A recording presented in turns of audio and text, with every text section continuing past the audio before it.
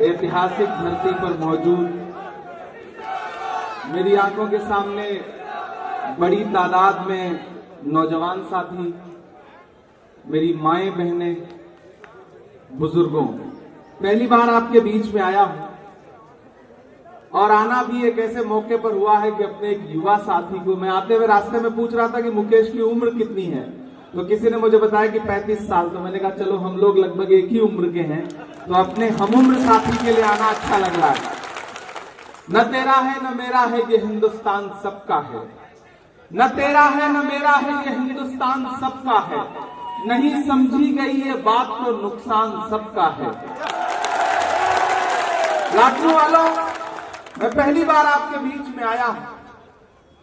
आना बहुत मुश्किल था। मैं तेलंगाना में था चुनाव प्रचार में, कल दिन में 3-4 सभाएं थी, लेकिन मुकेश भाई की आवाज में ऐसा कुछ असर था, ऐसा कुछ जादू था कि इन्होंने आमंत्रित किया तो मुझे लगा कि मुझे लाडनू जरूर जाना चाहिए, उसके लिए चाहे जितने प्रयास करने पड़े। मैंने सुबह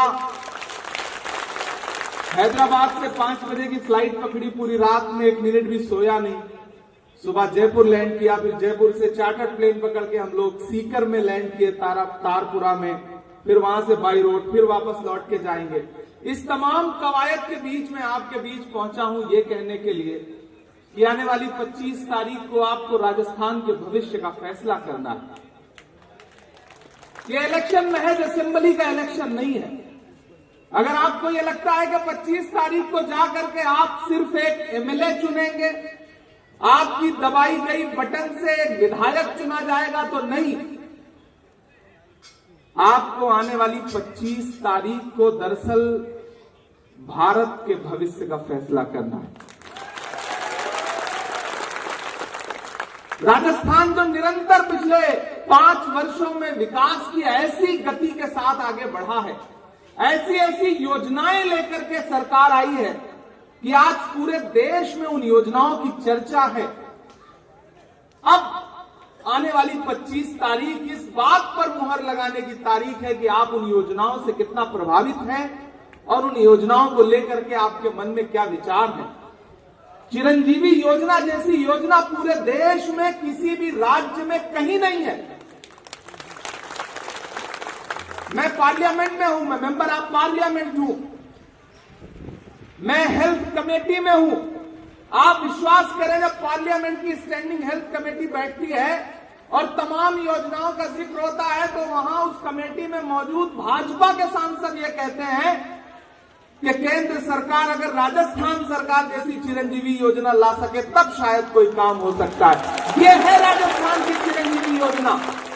और आज मैं राजस्थान की सरकार को बधाई दूंगा और पूरे देश में उनके नाम का डंका बजाऊंगा कि उन्होंने 25 लाख की जो चिरंजीवी योजना थी उसको बढ़ा करके आज घोषणा कर दी कि उसे 50 लाख किया जा रहा है।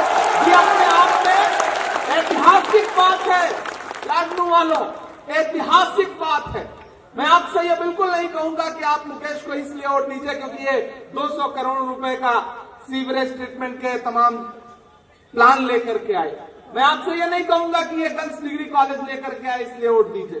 मैं आपसे ये नहीं कहूंगा कि ये डिप्टी एसपी का ऑफिस लेकर के आए आप इसलिए वोट दीजिए। ये आपके अपने हैं, आपके बेटे हैं, आपके भाई हैं, युवा हैं। एक नेता में जितनी खूबियां और जितनी अच्छाइयां होनी चाहिए, मुझे लगता है मुकेश भाकर में उससे कई गुना ज्यादा ये चीजें प्राप्त होती है। मैं तो इनकी हिम्मत के लिए आपके बीच में आया हूं, मैं इनका हौसला बढ़ाने के लिए भी आपके बीच में आया हूं। जो लड़ाई ये लड़ते आ रहे हैं पिछले 5 वर्ष नहीं, पिछले कई वर्षों से, छात्र राजनीति से लेकर के यूथ कांग्रेस की राजनीति से लेकर के अब तक जो ये राजनीति करते आ रहे हैं, मैं उस राजनीति को संबल देने के लिए आपके बीच में खड़ा हूं। मैं उत्तर प्रदेश से आता हूं, मेरे जनपद का नाम प्रतापगढ़ है। आपके भी सूबे में, आपके भी राज्य में एक प्रतापगढ़ है। मैं अपने सूबे के प्रतापगढ़ से आपके बीच में आया हूं ये कहने के लिए कि दरअसल इस वक्त देश जिस मुहाने पे खड़ा है, ऐसे में मुझे बहुत अच्छा लग रहा है कि मैं इस भीड़ में पहचान ही नहीं पा रहा हूं कि कौन हिंदू है, कौन मुसलमान है, कौन दलित है, कौन किस समाज का है। ये जो 36 बिरादरियां, 36 कौमें जिनका नारा हम सुना करते हैं, आज अगर उसे चरित्रार्थ रूप में कहीं देखना हो तो लाडनू के बस स्टैंड पे आके कोई भी देख सकता है। मेरी पढ़ाई इलाहाबाद विश्वविद्यालय में हुई है। मैं हिंदी साहित्य का विद्यार्थी रहा हूं। इलाहाबाद, वो इलाहाबाद जहां गंगा और यमुना दो पवित्र नदियां मिलती हैं तो अदृश्य सरस्वती उपजती हैं, संगम होता है, वहां नदियों का संगम होता है। लेकिन धर्मों का, सभ्यताओं का, संस्कृतियों का और प्यार मोहब्बत का संगम कहीं देखना हो तो कोई भी आकर के लाडनू में देख सकता है। मैं लाडनू की इस धरा को सलाम करता हूं। मैंने कहा ना, देश एक अलग मुहाने पे खड़ा है। आज दिल्ली से लेकर के राजस्थान तक लड़ाई इस बात की है कि एक तरफ वो लोग खड़े हैं जो ये कहते हैं कि देश गांधी की विचारधारा से चलेगा, डॉक्टर बाबा साहब भीमराव अंबेडकर के बनाए हुए संविधान से चलेगा, जो ये कहते हैं कि ये देश मौलाना आजाद के सपनों से चलेगा, जो ये कहते हैं कि ये देश पंडित नेहरू के खून पसीने से सींचे गए भारत की उस बुनियाद से चलेगा। लेकिन एक तरफ वो लोग खड़े हैं जो कहते हैं कि नहीं, देश महात्मा गांधी नहीं बल्कि गोडसे की विचारधारा से चलेगा, जो ये कहते हैं कि देश डॉक्टर बाबा साहब भीमराव अंबेडकर के संविधान से नहीं चलेगा, तानाशाही से चलेगा। एक रात 8 बजे कोई नमूदार होगा टीवी चैनलों पे और कह देगा कि भाइयों बहनों, आज से 500 और 1000 के नोट रद्दी हैं और अगले दिन सुबह से आप ईवीएम एटीएम की कतारों में, बैंकों की कतारों में खड़े हो जाएंगे अपना पैसा बदलवाने के लिए। नारे याद है आपको? बहुत हुई महंगाई की मार, अब की बार मोदी सरकार। उस समय पेट्रोल डीजल कितने में था? 58 रुपए लीटर, 60 रुपए लीटर। गैस सिलेंडर कितने का था? 400 रुपए का। फिर मोदी जी ने कितने का बेचा? 1200 रुपए का। लेकिन मैं राजस्थान की सरकार को सलाम करता हूं, सैल्यूट करता हूं कि 1200 रुपए का बिकने वाला गैस सिलेंडर राजस्थान की सरकार ने 500 रुपए का बेच करके पूरे हिंदुस्तान को एक संदेशा दिया कि अगर सरकार चाह ले, अगर सरकार जनता की भलाई चाह ले तो 1200 रुपए का गैस सिलेंडर भी 500 रुपए का बेचा जा सकता है। और आज जो मैनिफेस्टो जारी हुआ है उसमें जानते हैं राजस्थान की सरकार ने क्या कहा?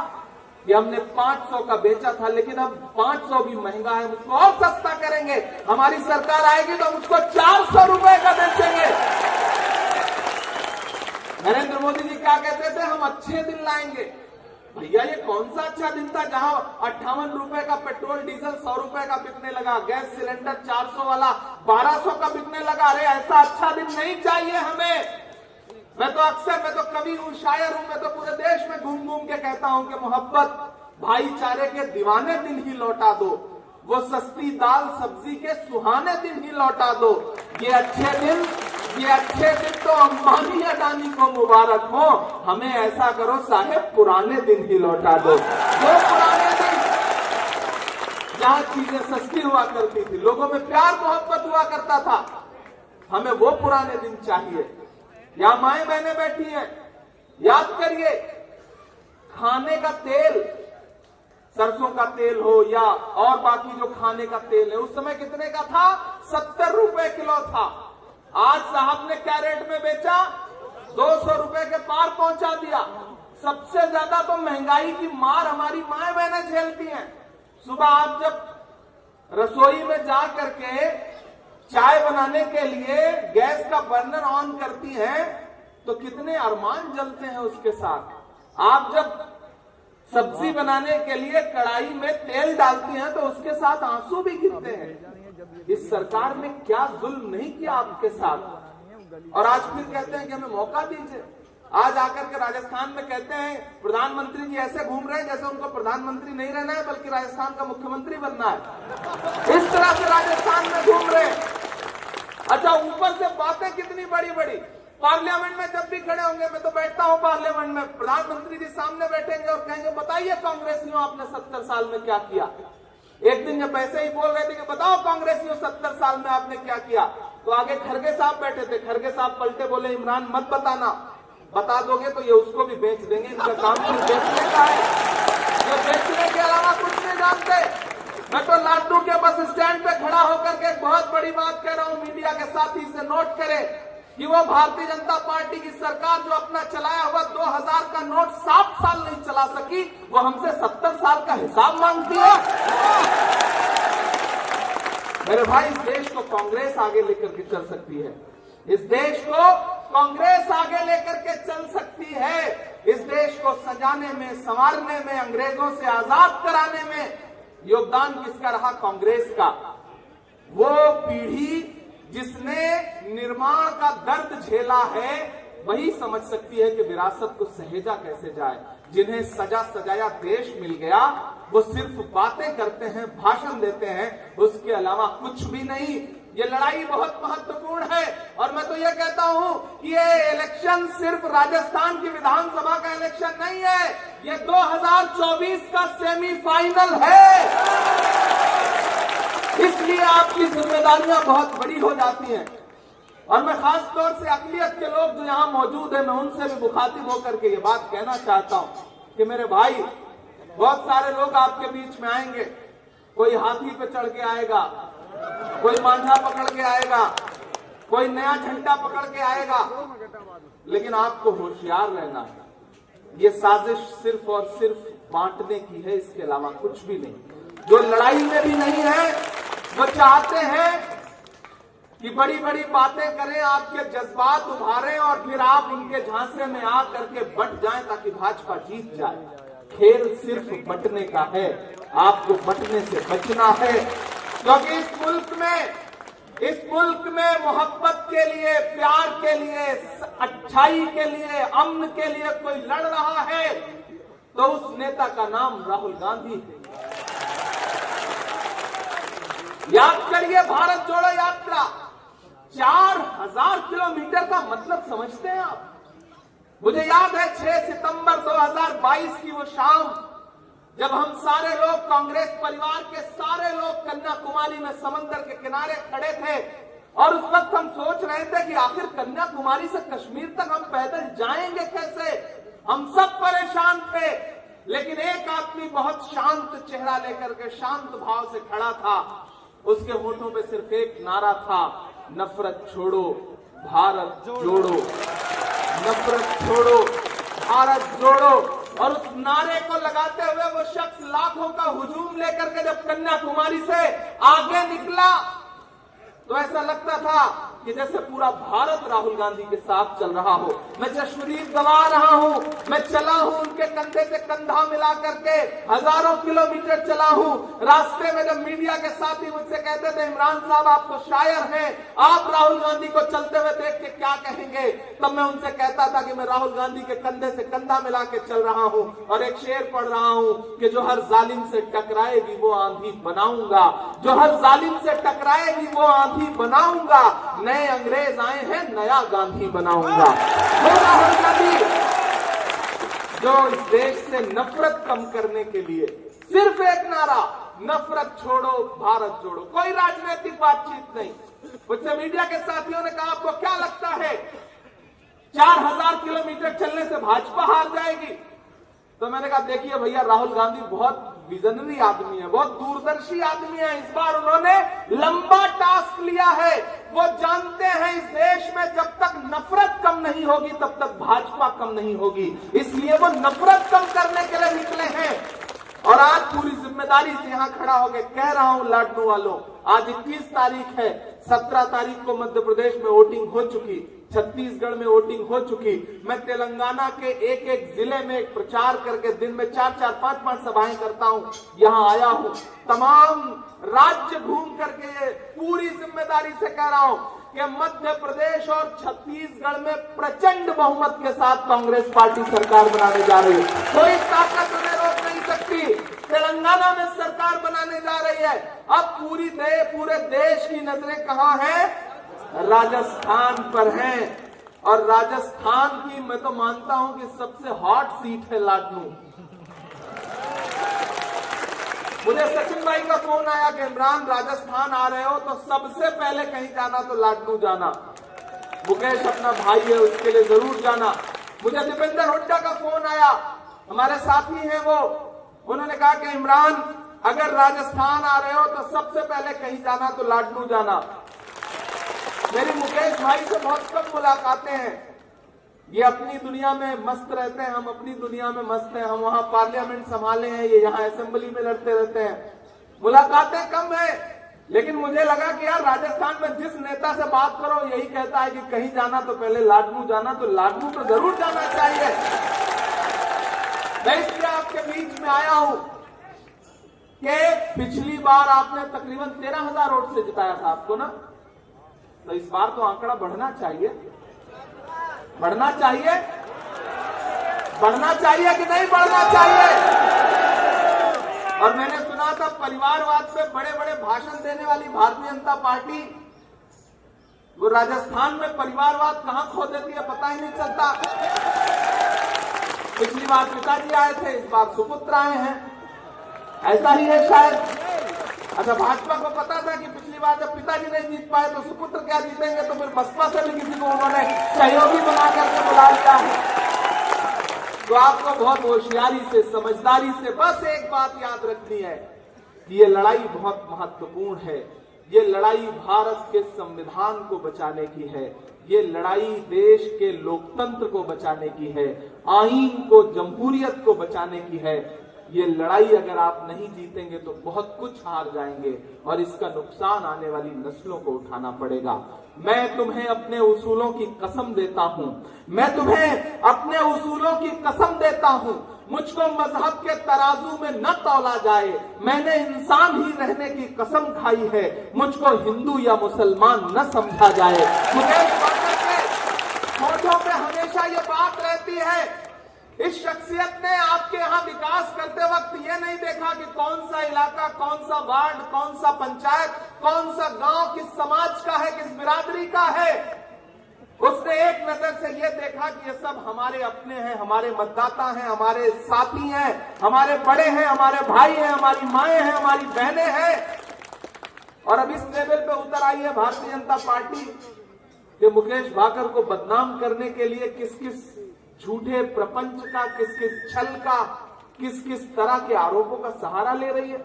मैं कल देख रहा था यहाँ के मीडिया के कवरेज, एक युवा से इतनी घबराई हुई है पूरी भारतीय जनता पार्टी कि भारतीय जनता पार्टी के बड़े बड़े नेता महिला अधिकारों की बात कर रहे हैं, महिला सशक्तिकरण की बात कर रहे हैं और एक बेटी को हथियार बनाना चाहते हैं, ढाल बनाना चाहते हैं चुनाव लड़ने के लिए। अरे शर्म करो भाजपाइयों, शर्म करो।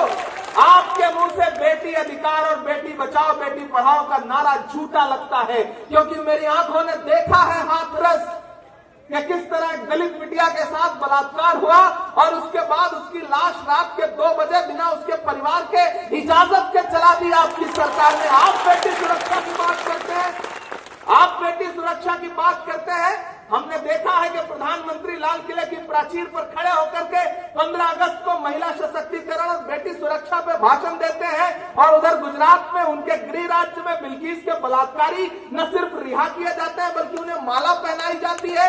हमने देखा है जंतर मंतर पर, हमने देखा है ओलंपिक लाने वाली बेटियां आंसुओं के साथ बैठी रहती हैं। नई संसद का उद्घाटन होता रहता है और उधर उन्हें पुलिस घसीटती है, प्रधानमंत्री एक शब्द नहीं बोलते। हमने देखा है आपके मुंह से बेटी सुरक्षा, बेटी सम्मान की बातें झूठी लगती हैं। भाजपा के नेताओं, राजनीति का एक अस्तर होता है, जंग लड़ने के कुछ आदाब हुआ करते हैं। जंग लड़िए लेकिन बेटियों को ढाल मत बनाइए, झूठे आरोप मत लगाइए। मुकेश एकदम साफ सुथरे चरित्र का एक ऐसा नेता है जिसका भविष्य बहुत उज्जवल है, जो 35 साल की उम्र में न सिर्फ पार्टी का चहेता है बल्कि जनता का भी चहेता है, पार्टी के नेताओं का भी चहेता है। वो आपका अपना है, तो उसके लिए आपका फर्ज है कि आप उसे पूरी जिंदा दिली के साथ, पूरे हौसले के साथ आने वाली 25 तारीख को वोट दीजिए। यहां मौजूद लियाकत अली साहब, उनके बारे में भी मैंने बड़ी तारीफें सुनी है। रावत खान साहब जो नगर पालिका चेयरमैन हैं, साकियत अली साहब, शौकत अली जी पीसीसी सदस्य, साबिर खान साहब पूर्व शहर अध्यक्ष, अमीन खान जी शहर अध्यक्ष, हनुमानाराम जी कासनिया प्रधान पंचायत समिति, जयराम जी ब्लॉक अध्यक्ष, कालूराम जी पीसीसी सचिव, कानाराम जी मेघवाल, कैलाश जी, निर्मल चौधरी भाई जो अध्यक्ष राजस्थान विश्वविद्यालय के, ये तमाम साथी जो यहाँ मौजूद हैं, मैं इनके बीच में खड़ा होकर के आपसे ये कह रहा हूं कि दुश्मन बहुत शातिर है। वो जब जानता है कि अकेले नहीं जीत पाएंगे तो वो फिर तरह तरह के आडंबर रचता है। वो चाहता है कि थोड़े थोड़े वोटों का बंटवारा हो जाए और उसकी गाड़ी निकल जाए। लेकिन आपको ये समझना है कि आप लाडनू के लोग हैं और राजनीतिक तौर पर बहुत जागरूक लोग हैं। एक चीज याद रखिएगा, भाजपा के नेताओं से झूठा अगर आप ढूंढेंगे तो पूरी दुनिया में कोई नहीं मिलेगा। वो भाजपा के एक विधायक जो है ना हमारे यहाँ से, वो एक गांव में पहुंचे, उन्होंने गांव वालों से कहा, आओ गांव वालों बताओ अपनी समस्या, मैं तुम्हारी सारी समस्याएं हल कर दूंगा। गांव वाले भोले भाले थे आपकी तरह, वो आ गए, इकट्ठा हो गए। उन्होंने कहा साहब हमारी 2 समस्या है। बोले बताओ क्या समस्या है? बोले पहली समस्या यह है कि गांव में कोई भी अस्पताल नहीं है। तो नेताजी ने फोन निकाला, मोबाइल अपना, पता नहीं कहां मिलाया, डाटा खूब, क्यों नहीं है यहाँ पे हॉस्पिटल, कल यहाँ हॉस्पिटल दिख जाना चाहिए, डॉक्टर दिख जाने चाहिए। और फिर फोन रख के कहा चलो मैंने तुम्हारी पहली समस्या खत्म कर दी, दूसरी समस्या बताओ। तो गांव वालों ने कहा साहब हमारी दूसरी समस्या यह है कि इस गांव में कोई मोबाइल का नेटवर्क ही नहीं है। ये है भाजपा की राजनीति। वो ऐसे झूठ बोलेंगे, ऐसे झूठ बोलेंगे, ऐसे झूठ बोलेंगे कि सहसा आपको विश्वास हो जाएगा। प्रधानमंत्री जी जब भाषण देना शुरू करेंगे और जब देखेंगे कि रंग नहीं जम रहा है तो ऐसे भावुक हो जाएंगे कि जब रोहित वेमुला ने आत्महत्या की और पूरे देश ने सरकार पर थू-थू करना शुरू कर दिया तो प्रधानमंत्री जी एक दिन भावुक हो गए, रुमाल निकाल करके आंसू पोंछने लगे। किसी ने मुझसे कहा इमरान आप क्या कहेंगे, आप तो शायर हैं। मैंने कहा भाई वो किसी का एक शेर है कि वो तिजारती पहलू निकाल लेता है, मैं कुछ कहूं तो तराजू निकाल लेता है, मैं इसलिए भी तेरे फन की कद्र करता हूं, तू झूठ बोल के आंसू निकाल लेता है। ये ऐसे लोग हैं, ये झूठ बोलेंगे, बरगलाएंगे आपको। आप बताइए ऐसी योजनाएं कहीं देखने को मिलेंगी जो राजस्थान की सरकार लेकर के आई है? कमाल की योजनाएं हैं। मैं तो तेलंगाना में जाकर के अभी मैं कल यहाँ चुनाव प्रचार समाप्त करूंगा और उसके बाद फिर तेलंगाना जाऊंगा, तो तेलंगाना में भी लोगों से ये कहूंगा कि भाई जिस तरह की योजनाएं लेकर के आई है कांग्रेस पार्टी, अगर वो योजनाएं लागू हो जाए तो राजस्थान में न तो कोई व्यक्ति गरीब रहेगा, न कोई व्यक्ति अनपढ़ रहेगा। हम बच्चों को क्या एक शानदार योजना है कि राज्य में राइट टू एजुकेशन कानून ला करके निजी यानी कि प्राइवेट शिक्षा संस्थानों में भी 12वीं तक की शिक्षा फ्री की जाएगी। प्राइवेट स्कूलों की फीसें देखते हैं आप, लेकिन सरकार कह रही है कि हम 12वीं तक की शिक्षा फ्री करेंगे। छोटे व्यापारियों और दुकानदारों को 5 लाख तक का बिना ब्याज का लोन मुहैया कराएंगे ताकि वो अपना रोजगार कर सके। कितनी शानदार योजना है। 100 तक की जनसंख्या वाले गांव को भी सड़कों से जोड़ा जाएगा। कितनी शानदार योजना है। आवास का अधिकार लाकर के हर व्यक्ति को आवास दिया जाएगा। कितनी शानदार योजना है। जातिगत जनगणना की जाएगी। पहले से चल रही योजनाओं को और मजबूत किया जाएगा। एमएसपी कानून लाया जाएगा स्वामीनाथन कमेटी की रिपोर्ट के हिसाब से। 4 लाख युवाओं को सरकारी नौकरी दी जाएगी और 10 लाख युवाओं को रोजगार दिया जाएगा। जब एक तरफ भाजपा की सरकार दिल्ली में बैठ करके लोगों से रोजगार छीन रही हो और यह कह रही हो कि जाओ पकौड़ा तलो, पकौड़ा ही तो तलवा रहे हैं ना। लेकिन ऐसे में हमारी सरकार क्या कह रही है कि हम नौकरी भी देंगे सरकारी और रोजगार भी मुहैया कराएंगे। तो मुझे लगता है इन तमाम योजनाओं के बाद क्या युवा, क्या बुजुर्ग, क्या माएं, क्या बहनें, क्या हिंदू, क्या मुसलमान, क्या सिख, क्या ईसाई, क्या दलित भाई, क्या पिछड़े, सबसे मेरी अपील है। मैं बहुत दूर से आया हूं, मैं हैदराबाद था, हैदराबाद से यहां पहुंचा हूं। हजारों किलोमीटर का सफर तय किया है पिछले कुछ घंटे में। सिर्फ आपके सामने अपना दामन फैला करके अपने हमउम्र भाई के लिए, बिल्कुल नौजवान साथी के लिए आपसे अपील करने आया हूं कि आपने इस पौधे को लगाया है। पिछली बार आप ही ने तो वोट देकर के इन्हें विधायक बनाया। ये आपके अपने हैं। ये वो पौधा है जिसे आपने रोपा है। जिसे आपने खाद पानी दी है, अब जब ये एक पेड़ की शक्ल अख्तियार कर चुका है तो फिर आपका फर्ज बनता है कि इसे और ताकत दीजिए। ये एक चिराग कई आंधियों पे भारी है, इसे बचाना समंदर की जिम्मेदारी है। ये आपकी जिम्मेदारी है कि मुकेश भाकर के लिए ये भूल जाइए कि सामने कौन है, उनका निशान क्या है, उनके झूठे वादे क्या हैं, क्या हिंदू क्या मुसलमान। बस एक बात याद रखिए कि आपकी आंखों में राजस्थान सरकार की योजनाएं हैं, आपका बेटा मुकेश भाकर है, राहुल गांधी के पैर के छाले हैं जो शायद अभी सूखे भी नहीं हो। मैं उनके लिए आपके बीच में खड़ा होकर के कह रहा हूं। और यहां जो अकलियत के साथी हैं, मैं उनसे खास तौर से एक बात कहना चाहता हूं।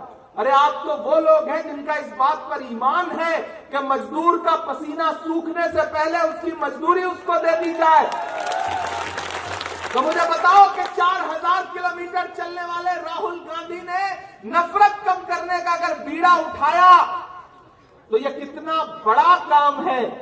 इसके लिए ही एक एक शख्स को एकजुट होकर के राहुल गांधी को वोट करना चाहिए, क्योंकि नफरत की बातें करना बहुत आसान है, लेकिन मोहब्बत की बात करते हुए हिंदुस्तान की सड़कों पर चलना बहुत बड़ी बात है। प्रधानमंत्री जी कहा करते थे, अमित शाह जी कहा करते थे कि ये तो शहजादे हैं, ये तो राजकुमार है राहुल गांधी जी के लिए। लेकिन जब राहुल गांधी जी चल रहे थे सड़कों पर एक टी शर्ट में, एक ट्राउजर में, एक जूते में, तब मैं प्रधानमंत्री जी को चिल्ला करके कह रहा था कि प्रधानमंत्री जी आप जिसे शहजादा कह रहे थे वो तो हिंदुस्तान की सड़कों की धूल फांक रहा है। और आप खुद को फकीर कहते थे, लेकिन आप तो 10 लाख का सूट पहनते हैं और हवाई जहाज जानते हैं कितने का अपने लिए उन्होंने खरीदा है? 8,500 करोड़ का। हमारे आपके लिए बैलगाड़ी भी नसीब नहीं हो रही है साहब, 8,500 करोड़ के विमान में चल रहे हैं। ये हालत है कथनी और करनी में और सच्चाई में। राजस्थान की सरकार ने 5 साल आपकी सेवा की है। मैं आपसे अपील करने आया हूं कि उस सेवा के बदले में आपका भी फर्ज बनता है, आपका भी धर्म बनता है कि राजस्थान सरकार को एक मौका और दीजिए, ताकि जो योजनाएं सरकार ने शुरू की हैं वो योजनाएं और मजबूती के साथ जमीन पर उतारी जा सकें। मैं आपसे ये गुजारिश करने आया हूं और आखिरी में एक बात कहकर के आपसे विदा लूंगा। बस आपसे यह कहना चाहता हूं, चूंकि मुझे अगली सभा के लिए निकलना है। हाँ, शायरी भी सुना दो तो सुनाना ही पड़ेगा। अच्छा, तेल भी बेच दिया? तेल बेचा तो बेचा, तेल निकाल भी लिया है लोगों का, ये भी है। देखिए, जिन्हें ये लगता है कि भारतीय जनता पार्टी, अकलियत के बहुत सारे साथी भी उनके झांसे में आ जाते हैं। मुझे किसी ने बताया कि डिंडवाना से एक बार टिकट दिया था उन्होंने किसी अकलियत के साथी को, किसी मुस्लिम भाई को, इस बार वो भी नहीं दिया। आप तो सिर्फ डिंडवाना देख रहे हैं, मैं तो राज्यसभा में बैठता हूं। राज्यसभा में 3 मुस्लिम सांसद हुआ करते थे भाजपा के। कौन? मुख्तार अब्बास नकवी, एमजे अकबर, सैयद जफर इस्लाम। लेकिन एक झटके में किस डस्टबिन में फेंका है कि पता भी नहीं चल रहा है बेचारों का, कहीं नजर भी नहीं आते। और इधर आपके पड़ोस में जो हाल किया वो तो आपको पता ही है। और इधर ये हाथी पे सवार लोग आके आपसे कहेंगे कि कांग्रेस ने आपको दिया क्या है, तब उनसे कह देना कि भैया वो कांग्रेस पार्टी ही है जिसने डॉक्टर जाकिर हुसैन को इस देश का राष्ट्रपति बनाया। वो कांग्रेस पार्टी ही है जिसने फखरुद्दीन अली अहमद साहब को इस देश का राष्ट्रपति बनाया। वो कांग्रेस पार्टी है जिसने मौलाना अबुल कलाम आजाद को इस देश का पहला शिक्षा मंत्री बनाया। वो कांग्रेस पार्टी है जिसने रफी अहमद किदवई को इस देश का पहला कृषि मंत्री बनाया। वो कांग्रेस पार्टी है जिसने सैयदा अनवर तैमूर को असम का मुख्यमंत्री बनाया, अब्दुल गफूर साहब को बिहार का मुख्यमंत्री बनाया, बरकतुल्लाह साहब को राजस्थान का मुख्यमंत्री बनाया, अब्दुल रहमान अंतुले साहब को महाराष्ट्र का मुख्यमंत्री बनाया, गुलाम नबी आजाद को कश्मीर का मुख्यमंत्री बनाया, सलमान खुर्शीद को इस देश का विदेश मंत्री बनाया। और वो कांग्रेस पार्टी है के लिए आपके लिए लड़ने वाले, अपनी शायरी के जरिए पूरे देश में आपकी आवाज उठाने वाले इमरान प्रतापगढ़ी को 34 साल की उम्र में देश की सबसे बड़ी पार्लियामेंट में, राज्यसभा में महाराष्ट्र से भेजा। तो आपको ये देखना है कि कथनी और करनी में, भाषण में, सच्चाई में कौन कहां खड़ा है। भारतीय जनता पार्टी के हर नारे झूठे हैं, उन्होंने पहला नारा क्या दिया, बहुत हुई महंगाई की मार, अब की बार मोदी सरकार। और फिर महंगाई कहां तक लाके खड़ी कर दी, बाप रे, आप सब्जी नहीं खरीद सकते। में भाजपा का विधायक जेल काट रहा है बलात्कार के आरोप में, सजा भुगत करके। तो मेरे भाई, इनके सब नारे झूठे, सब नारे। इन्होंने कहा सबका साथ सबका विकास, उसकी सच्चाई आप देख ही रहे हो। उसके सबसे बड़े शिकार तो मेरे ख्याल है यूनुस साहब ही हैं, सबसे बड़े शिकार।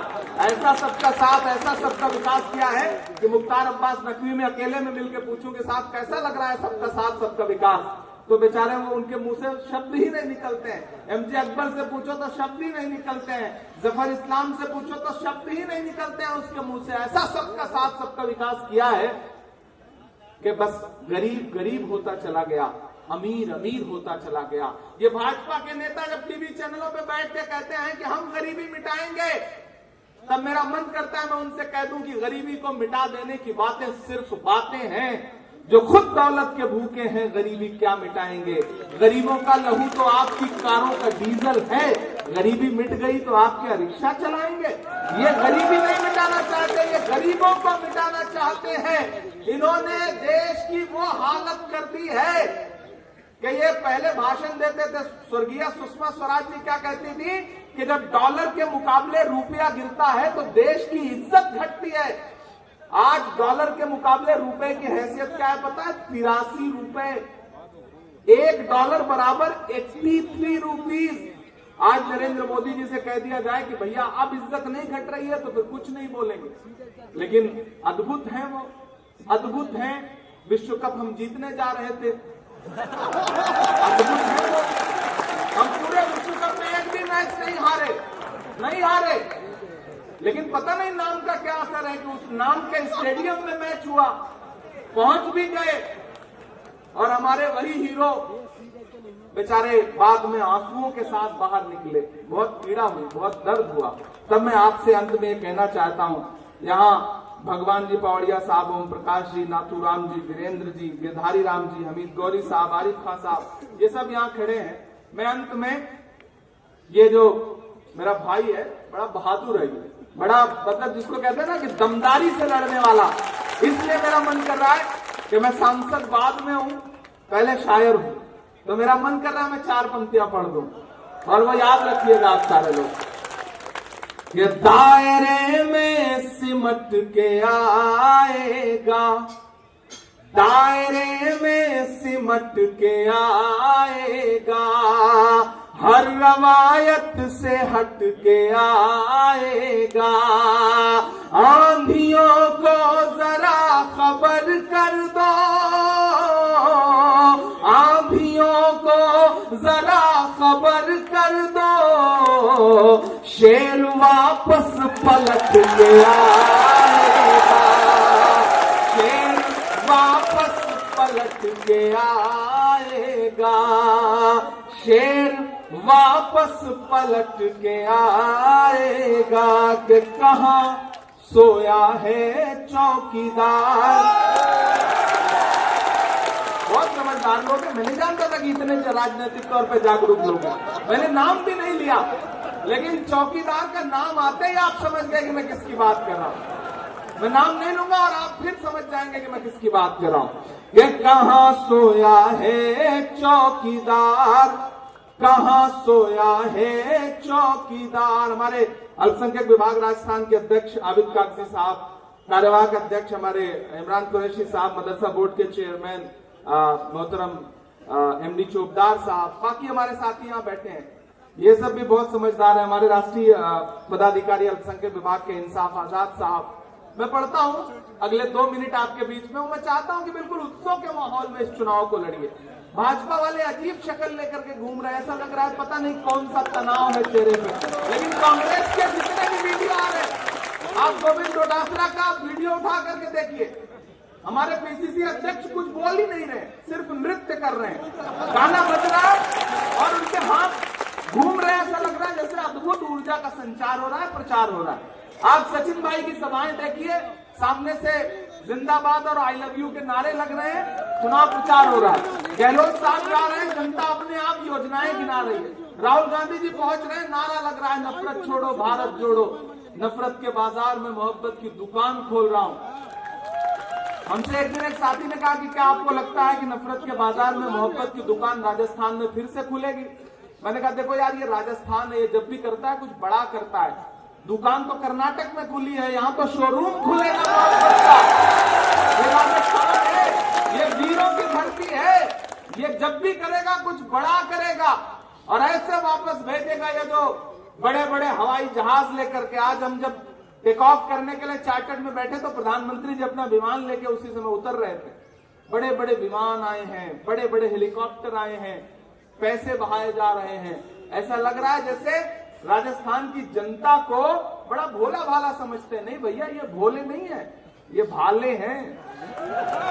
आप इनको इतना आसान मत समझिए। इतना आसान समझे होते तो जिस ईडी को भेज करके आप पूरे देश में सरकारें गिरा रहे थे, उस ईडी के अधिकारी यहाँ खुद ही गिरफ्तार हो गए। ये है कि कहाँ सोया है चौकीदार, कहाँ सोया है चौकीदार।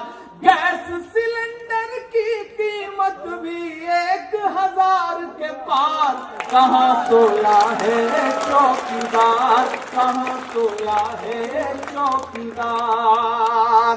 दुनिया में कोई भी व्यक्ति मिले आपको, बुजुर्ग आदमी, चाचा यहाँ बैठे, इनसे पूछिए जब आप पढ़ते थे तो आपके साथ 5वीं में, 6वीं में, 7वीं में कोई साथी आपका पढ़ता था? है कोई? तो अभी ये 2-3 नाम गिना देंगे कि मेरे साथ प्राइमरी में ये थे। लेकिन अभी प्रधानमंत्री जी से पूछिए कि जब आप पॉलिटिकल साइंस में, इंटायर पॉलिटिकल साइंस में पोस्ट ग्रेजुएशन कर रहे थे तो आपका क्लासमेट कौन था, आपके साथ कौन पढ़ता था? आज तक पूरे देश में मुझे कोई नहीं मिला है। मतलब कमाल है। और ये तो राजस्थान है, लाडनू है, नागौर है, यहाँ व्यापार को समझने वाले लोग हैं। आप अभी किसी भी बुजुर्ग आदमी से पूछिए कि भाई आपका काम धंधा क्या है, तो जो इनका कारोबार होगा ये बताएंगे कि हमारा ये काम है। इनसे पूछिए आपके 2-4 ग्राहक बता दीजिए तो उसका नाम भी गिना देंगे। लेकिन मैंने तो कई बार सोचा कि मैं प्रधानमंत्री जी से पूछूं कि वडनगर में जब आप चाय बेचते थे तो किसने पी है, मुझे एक व्यक्ति बता दीजिए। कोई नहीं मिला, आज तक कभी कोई नहीं मिला। तब मैं तो कवि हूं, मैं तो हास परिहास कर सकता हूं, तो मैं बड़े सलीके से एक हास की बात कहता हूं कि कहाँ सोया है चौकीदार, कहाँ सोया है चौकीदार। कि चाय बेचने वाला पूरा भारत बेच रहा है। ऐसे कमजोर तालियों से काम नहीं चलेगा, जाना चाहिए दिल्ली तक आपकी तालियां। चाय बेचने वाला पूरा भारत बेच रहा है, इसी काम में हासिल उसे महारत बेच रहा है। और तालियां तो अब चौथी पंक्ति पे चाहिए कि रेल बिक गई, तेल बिक गया, बिका हवाई अड्डा। अगली पंक्ति पुकारते हैं आपको कि रेल बिक गई, तेल बिक गया, बिका हवाई अड्डा। सब कुछ बिकता देख के खुश हैं अपने जेपी नड्डा। ये जनता महंगाई की मारी करती हाहाकार, कहाँ सोया है चौकीदार, कहाँ सोया है चौकीदार, कहाँ सोया है चौकीदार, कहाँ सोया है चौकीदार। आप विश्वास करें, एक बात की मैं प्रशंसा करता हूं। मैं बैठा था तब भी मैंने आबिद से भी ये बात कही कि जितनी ऊर्जा मैं यहाँ के राजनीतिक कार्यकर्ताओं में देख रहा हूं, मैं 4 राज्यों के चुनाव में प्रचार करके यहाँ पहुंचा हूं। आप विश्वास करें, ये ऊर्जा, ये जिंदा दिली, ये हौसला और अपने प्रत्याशी के प्रति ये समर्पण और प्यार मैंने पूरे देश के किसी भी विधानसभा में नहीं देखा। आपकी प्रशंसा करता हूं, आपकी तारीफ करता हूं। आप इतने अच्छे लोग हैं कि मेरे अंदर का शायर लगातार जाग रहा है, मैं लगातार सुनाता रहूंगा। इस मामले में मुझे अगली सभा के लिए जाना है, मुझे धौलपुर पहुंचना है, इसलिए मैं एक वादा आपसे करता हूं कि आपने पिछली बार 13,000 के मार्जिन से मुकेश भाकर को विधायक बनाया था। इस बार आंकड़ा कम से कम, मैं कोई आंकड़ा नहीं दूंगा, लेकिन मैं ये चाहता हूं कि यह आंकड़ा कम से कम 56 तक तो पहुंच ही जाए, ताकि प्रधानमंत्री जी को भी यह महसूस हो कि नहीं भाई, सिर्फ उन्हीं की छाती 56 इंच की नहीं है, लाडनू की भी छाती 56 इंच की है।